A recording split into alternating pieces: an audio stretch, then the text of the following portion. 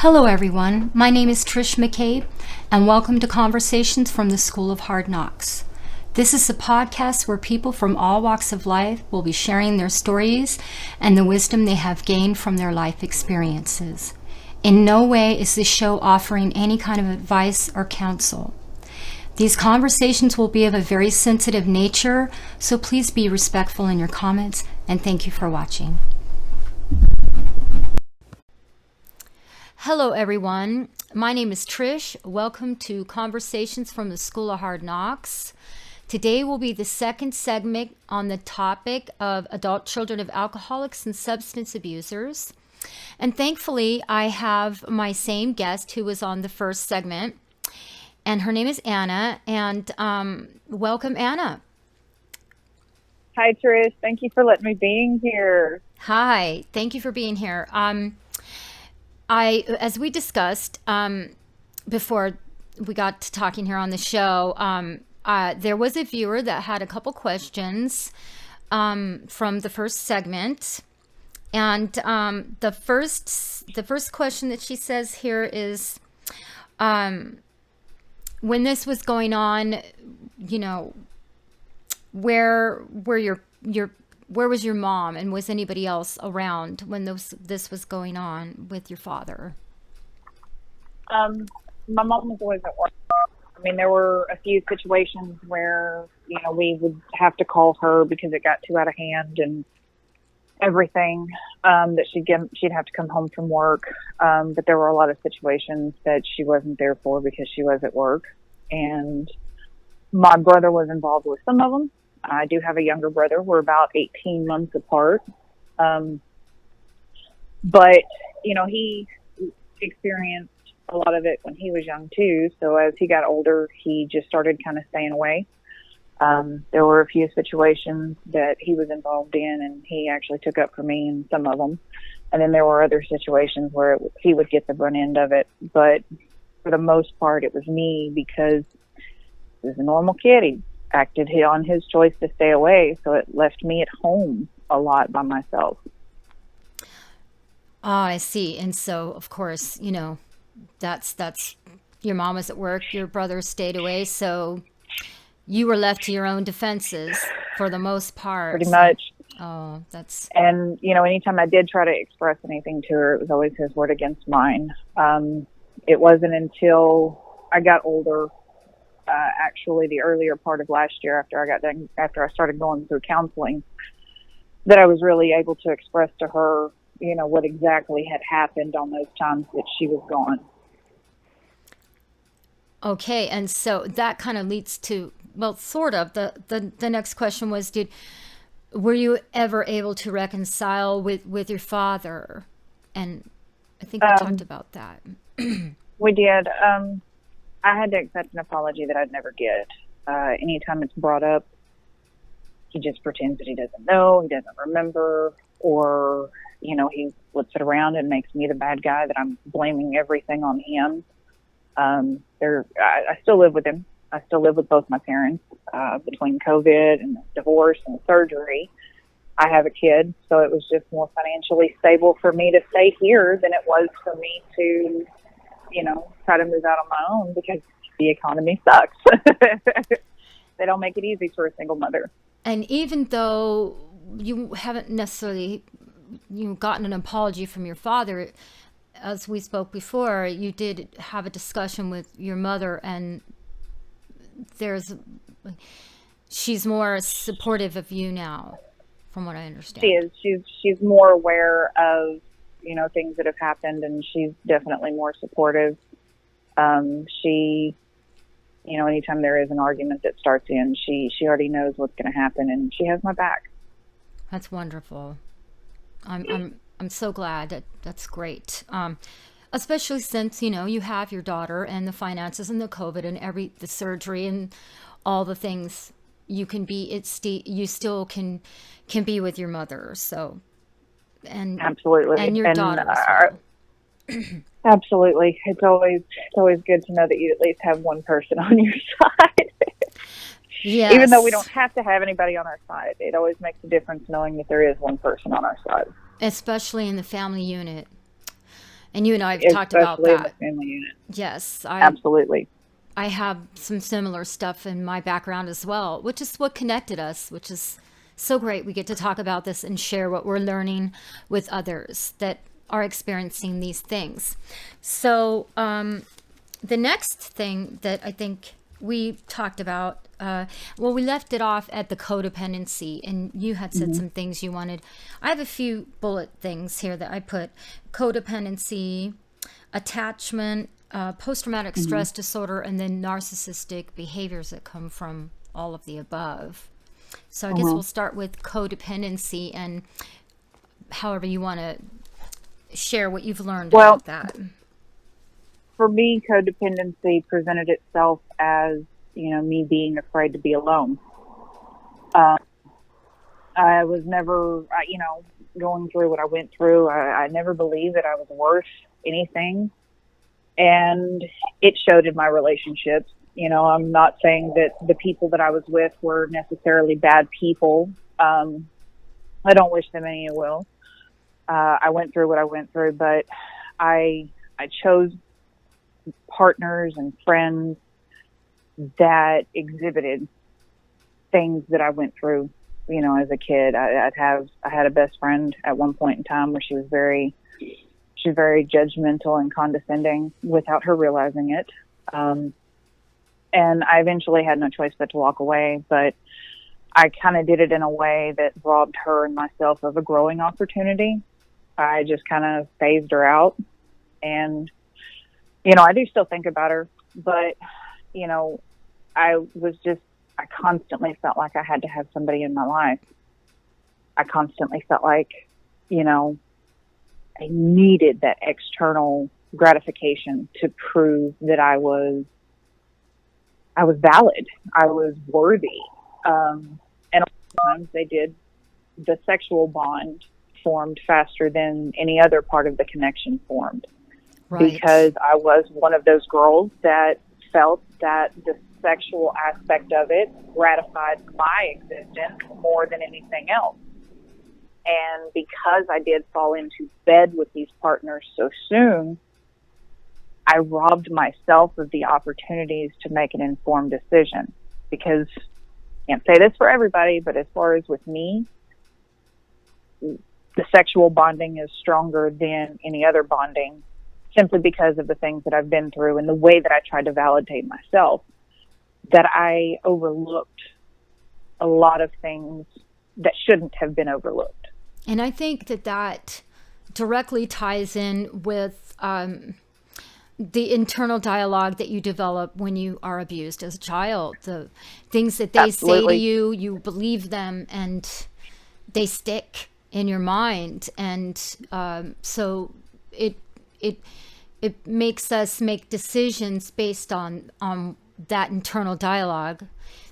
It stays with Absolutely. us, and we believe it, and we make choices based on that belief that we're not good enough, or whatever was that your father said to you specifically that stayed with you and that created that internal dialogue of not being good enough, and Absolutely. yeah, and not feeling And it caused me worthy. to set the bar. Yeah, it caused me to set the bar really low for myself, not only in my romantic relationships or friendship relationships, but even with the work that I was doing. Jobs. I would settle for jobs that I absolutely hated just because, the money was good. Or, I never believed that I was worthy of a good job that I enjoyed. And I mean, even now, I'm at a job that I'm not quite happy with, but I'm going back to school. I'm going back to school to do things that I want to do. So that makes the difference in the world, to know that it's not that dead end situation, to know that it's just that temporary situation, that there is a light at the end of the tunnel. And it's not just with the job, it's with anything. And that's great because, you know, going back to school, you have the job, but that's just a means to, that's to help facilitate you being able to go to school, which is really what you want to do. Absolutely. You're investing in your career, and the job is just a job and not a career. It's a Absolutely. different thing there. Right, that makes sense. Absolutely. And I had to make the choice to raise that bar for myself. Nobody was going to raise it for me. I had to do it. So it takes a lot of work to raise that bar. Absolutely. And then, of course, to take the courage to believe in yourself and invest in yourself. And that's a big deal. That's really, I think, part of loving yourself. A big part of is doing what you really want to be doing with your life. And absolutely. And I would venture to say that just makes the job so much easier, because that's just, it's not just a job, but that's a job. It's not, again, it's not your career. So that's fabulous. I think that's so great that you're doing that. So all right, so we talked about codependency, and it seemed like when we were talking, as we were talking about all the variables about what happens when you're abused as a child in general, even just with our particular situation, we have the codependency and then attachment. It's and how codependency, the two of them are sort of intertwined. And absolutely. The attachment, you had told me that you went to therapy and you had covered the topic of attachment, and I'd like to hear what you learned when you were in your sessions about attachment and attachment styles. So, that's what you said, attachment styles. Everybody has a specific attachment style. It's either anxious, avoidant, secure. There is a fourth one called disorganized, but that is for extremely severe cases. There are people who have just one. There are people that have two. There are people that have all three. I'm one of those. I went through, I read a book. There are many books out there that will help anybody understand attachment styles that's wanting to understand it, just to learn about themselves and learn about the relationships that they're in and the relationships they're tied to. I have all three. I have the avoidant, I have the secure, and I have the anxious. The anxious is my dominant one for most situations. And when I started learning about it, it started, when I'm in a relationship, if I don't hear from the person, I start questioning, oh God, is this something that I've done? Have I upset them? Have I made them mad? What have I done? And then I start chasing the relationship. I start texting, and I'm just all about the texting, and I bombard with text messages. Totally guilty of that. And I'm constantly apologizing for things that I don't need to apologize for. I'm constantly apologizing for their actions because I take them on myself. That also comes into play with the taking on other people's bullshit that's not mine. And the whole neediness, it creates this neediness feeling. It absolutely does. With the avoidant, if I come across somebody who has the predominant anxious style as far as the relationship, I tend to keep them at arm's length because it's too much, it's too quick, it's too fast, it's just too much. And then there are certain situations where I do have the secure attachment style. The secure attachment style is what I'm working on getting to be my predominant style. And it takes a lot of mindfulness. It's not easy. I will sit here and guarantee that to anybody. But it is possible to shift your mentality from one of these attachment styles to another. A lot of the books have different exercises that you can partake in to work on that. And it makes relationships a whole lot easier when you are aware of your attachment styles. And, some people will tell you, oh, you can't have all three. They're full of crap. You totally can have all three. Because even when I took the book, I was with my counselor and I was going, I have all three? And she goes, that's okay. You're complicated and it's not a bad thing. She didn't make me feel like having a complicated situation like mine, having all three of the attachment styles was a bad thing, because it's not a bad thing. Your experiences, they shape your attachment styles. Some of it you're born with, some of it is shaped because of the experiences you go through. A lot of times, if there's a situation that I don't want to partake in, I shut down. I shut down and I don't want to address it. And then other times, I will completely overanalyze the situation and literally make the other person go crazy because I'm overanalyzing it. So it's a struggle. It's always a struggle, and it's always going to be something that I have to deal with. The overanalyzing part is, again, really tied into that dialogue, that negative self-talk. And I think absolutely. overanalyzing comes from, because we grow up with being told these things, that we learn not to trust ourselves. We more look outward for that. Absolutely. Yeah. And what Absolutely. you said about the three attachments, and they're not bad, and it's not even about bad and wrong. It's more of just to trying to understand yourself. And if you get in a trap where you're judging it, you can't get to what it's trying to teach you about why you're doing what you're doing. Absolutely. Absolutely. And that's one of the things that I also had to work with my counselor, because I can remember many sessions where, I was judging myself when we were going through these exercises to learn about myself. And I'm not perfect at it. I mean, just because I'm not seeing my counselor anymore doesn't mean that I have completely combated these issues. It just means that I've gained enough tools from my counselor that I can do some more work by myself. Also doesn't mean that in the future I might not need to go see a counselor again.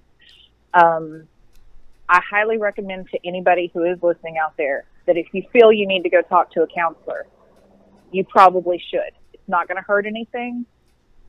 All it can do is help, or, not do anything.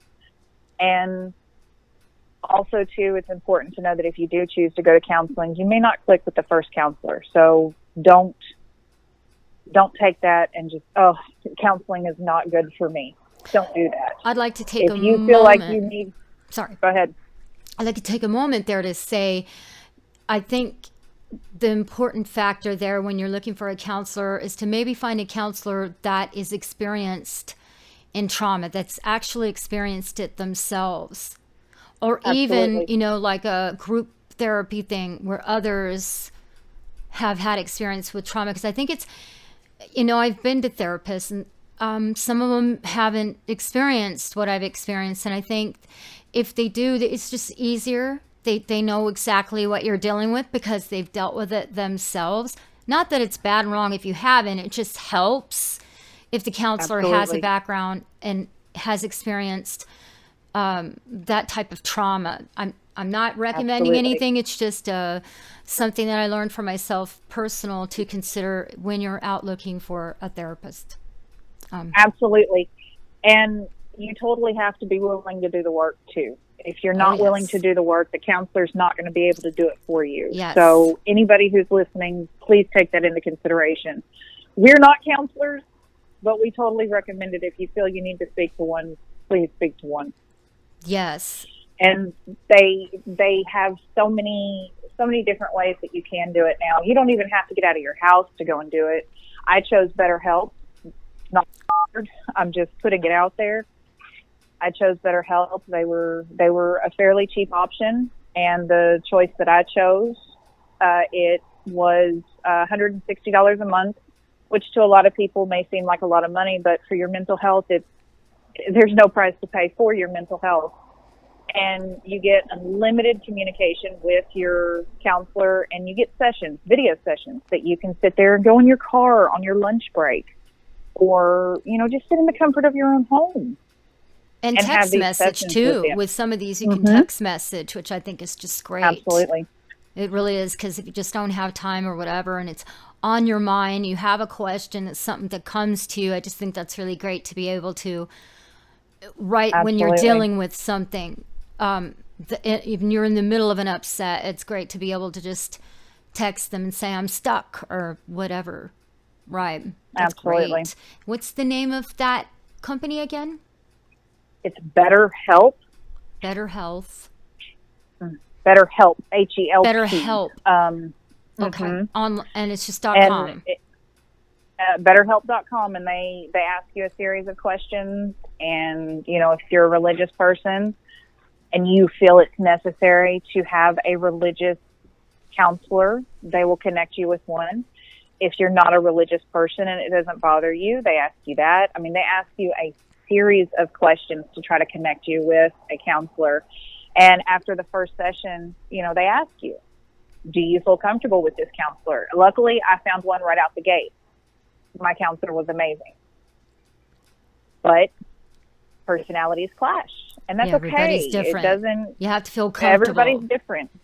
Absolutely. And those sites, they have a plethora of therapists to choose from, as I understand. They do. That's great. They do. And a lot of the counselors, they have their own practices that they do outside of the BetterHelp.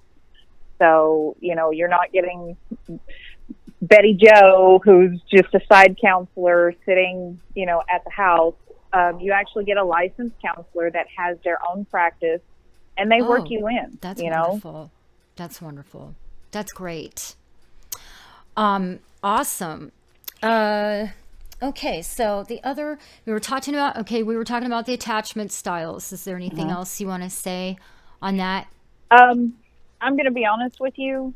I would personally recommend anybody watch videos, read the books, so that they can understand it a little bit better for them, just because these types of attachment styles, they present themselves differently in everybody. Right. And all I can speak on is my own personal experiences. So by all means, if you're interested in learning about your attachment styles, feel free. It's out there. And there's a lot of knowledge that you can learn about it. And there's tools that books can give you to rewire your brain, however, you know, things that they can help. So I highly recommend just doing the research. Yeah, and it's different for everyone. Absolutely. Everything we talk about, even if we've had the same experience, we're going to experience it differently from our own. Absolutely. Our brain's going to work it the way it wants to, just because brains are different. Yes, people are different. Yes, exactly. Absolutely. Right. Okay, so the next thing that we talked about was post-traumatic stress disorder. And in our previous private conversations, I find that one particularly really interesting, what you had to say about post-traumatic stress disorder and what happens when you're abused. You develop the post-traumatic stress disorder, and there's, you know, how it affects you basically. And I thought what you have to say is interesting. Again, it affects everybody differently. So please take what I say and know that it's just my own personal experiences, not, you know, not licensed in any way. My personal experiences were that I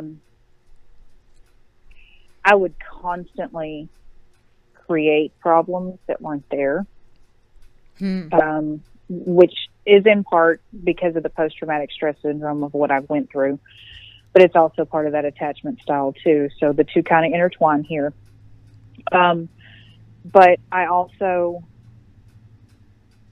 we would start having a discussion, and this person would shut down, or I would shut down, and I would, if we did get into an actual argument, I would literally flash back to what I went through as a kid.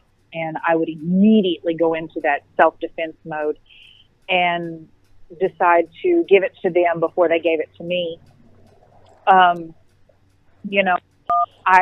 Even now as an adult, I'm constantly, any new relationship that I do try to form, I'm constantly questioning, okay, I'm fighting that fear of it being like the last time. And I start that cycle of the negative self-talks and everything else, and just everything that we have talked about so far, I immediately go in and try to do. Right now, I'm in the process of trying to build a new relationship simply because I'm in the frame of mind that I've got more learning that I need to do about myself. But knowing what I'm doing, I'm hoping that in the future it'll make it easier to be mindful of my own actions and start doing that positive self-talk when it starts. But that's also where the narcissistic tendencies that I talked about last time comes into play too. You know, I start reacting the way that I learned. I started just going and going and going. And then by the time I had figured out, oh God, this is what I'm doing, I was too far into it. And it was like, all right, gun ho, here we go. And that's not the best way either. At the time when I realized that that's what I was doing, I should have stopped. I should have just, okay, I think that we some can't do of this that right now. comes into play. You mentioned something before that I really identified with, where a situation will come up and it'll remind you of what happened to you on some level. Maybe, and you know, and then you get triggered by that, and that's where post-traumatic stress disorder, I feel like that's the hard part about it, because it reminds, whatever's happening, it reminds you of that, and then but it might not necessarily be what's happening. It just looks like it until you Absolutely. react out of that memory. At least I did. I took the memory and I was like, okay, this is how it played out last time, and I've spent days on end trying to figure out how, you know, it could have been better. So I immediately went just gun ho with it, balls to the wall, and I just completely lashed out. And it wasn't a healthy, you know, it's not a healthy situation for either party that's involved, you know, and you definitely, it makes it easier having a partner who understands. Oh my gosh, yes. And is willing to listen to you, yes, and willing to understand the things that you've been through. That way, when they do see that, they don't take it personal. They understand. They don't take it personal. Yeah. That you're being triggered. Yeah. Yeah. It doesn't make it right the way I reacted. By no means. The way I react in those situations, it doesn't make it right. And I'm not using it as an excuse either, because now that I'm older and now that I've been through what I've been through, I do definitely try to be more mindful about coming at it from a place of rationale. Yes. Rather than a trigger and anger. being, triggered Absolutely. by that.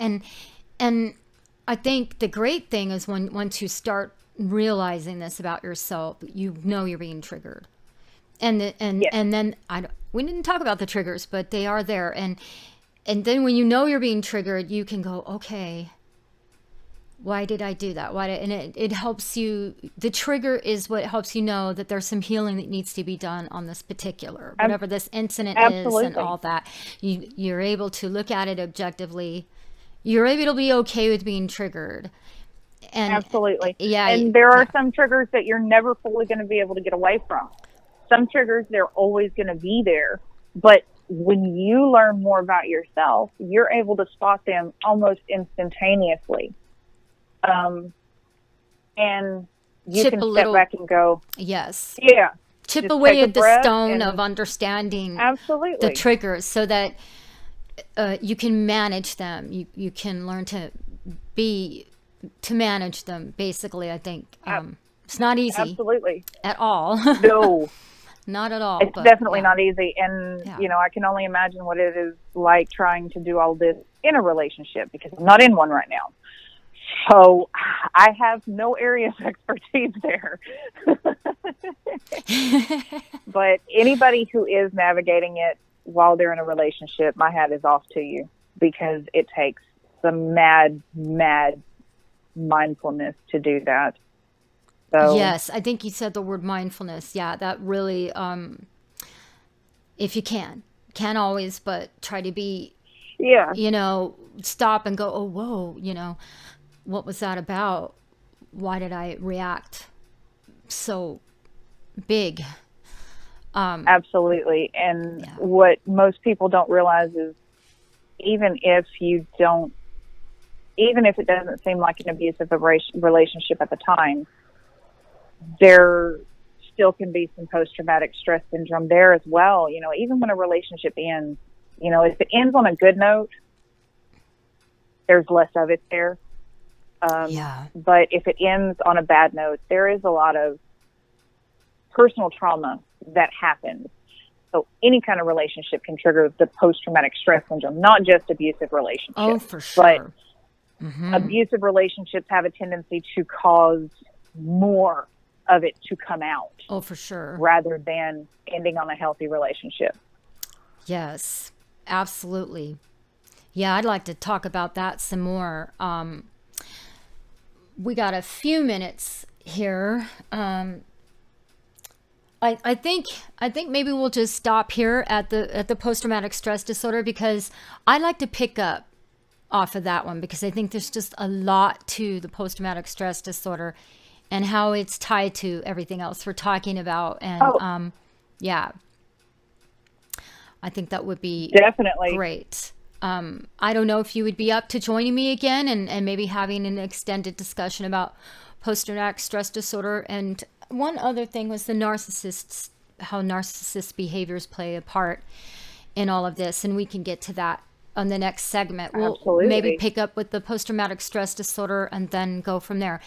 Unless we get some questions, and of course we'll do what we did today and we'll address the questions first so that people can get them answered. And I'm absolutely open to any questions that anybody has, as long as they don't take it as hardcore advice. All I'm going to do is share my experiences and how I made it through it, or whatever questions that you have. Just don't take what I say as this is what I should do. Absolutely. Same here. No, everything we're talking about here for your viewers is us just sharing what we're learning in our life experience and helping each other to grow. But it's by no means like us telling anybody what we think they should do, or we're just talking about it and hoping that we can help people help them find their own way. That's really all we're interested in. It's just, and letting people know, like you said earlier on the first segment, that to let people know they're not alone in this. They're not. This struggle to understand ourselves when we've had a childhood trauma. Absolutely. And in this segment specifically, from a parent that has a substance abuse issue. So on that note, thank you again, Anna. Thank you so much. And I look forward to our next segment and to talk about post-traumatic stress disorder a bit more and narcissism, if we get some time to do that. And then we can just go from there. Absolutely. It's always a pleasure, and I will totally be down for more. Awesome. Great. I'm looking forward to it. You have a lovely evening. Me too. Okay. You too. And we'll talk soon. Absolutely. Thank you, everybody, for watching. Till next time.